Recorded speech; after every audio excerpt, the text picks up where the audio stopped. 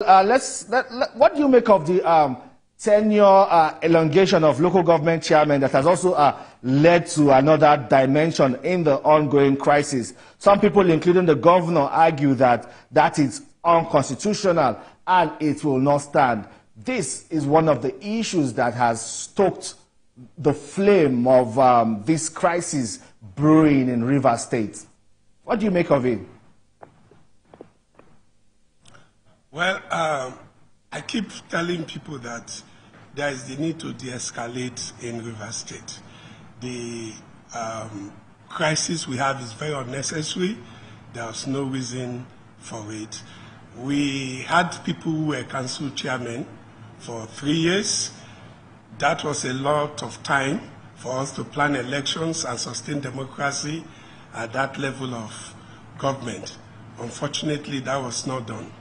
The current administration has been in office for about a year. It needs only 3 months to issue the necessary notices and conduct elections. It did not happen. We thought that this was a deliberate ploy to run down time and impose on the local government system on democratically appointed people. It goes contrary to the spirit of the Constitution and the extant laws of the state. There are laws that exist for our state that forbid expressly the use of caretaker committees, interim teams committees, or any group that did not go through the democratic process. So this has precipitated a crisis, but hopefully good reason might prevail. People can walk back their steps and do the needful for the peace and for the progress of the state. Yeah, you are a member of the People's Democratic Party, a prominent member and a stakeholder there in Rivers State now. Let's talk about the members of the House of Assembly. The defection of Martins, Amahele, and the 26 lawmakers to the All Progressives Congress, you know, there has also been some controversy about their status. I am asking you now, are they members of your party? Are they still members of your party, and have they been acting as such in terms of joining you to carry out other party activities? You know, participation in political party is an individual thing.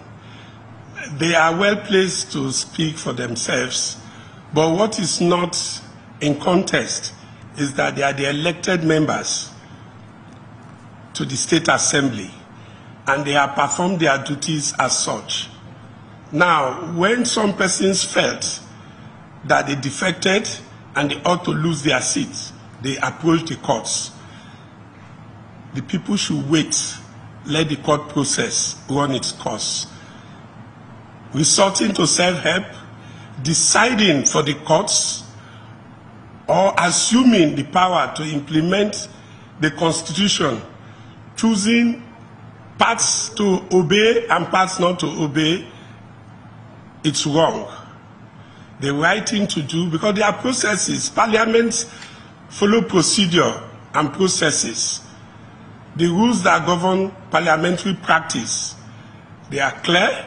Yeah. The Constitution itself mandates that for a member to lose a seat, there must be an express pronouncement by the Speaker to such.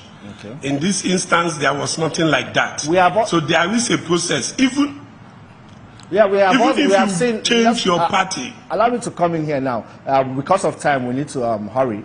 We have seen the rising tension in Rivers State.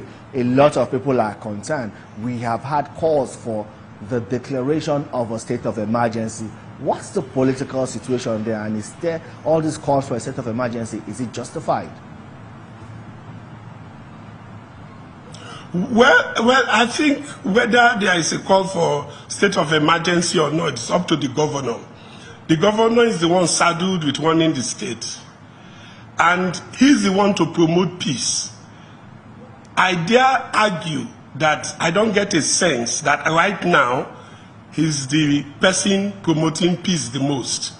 If you check the actions that are precipitating the crisis, it was extremely needless to, while the entire state was waiting for the outcome of the appeal court judgment, hurriedly announce caretaker committees, knowing that It might be unlawful, it is unconstitutional, and it's likely to lead to a breach of peace. Yeah. The governor should have exercised restraint. Okay. He has enough time in his tenure to do what he needs to do. Well, I'm afraid but the rush on our own to end quickly too, we are out of time. I'm so sorry. I will continue this conversation some other time. Thank you so much for your time on the program. Thank you, distinguished Senator Olaka Wogu, and thank you to Prince Kennedy Aha.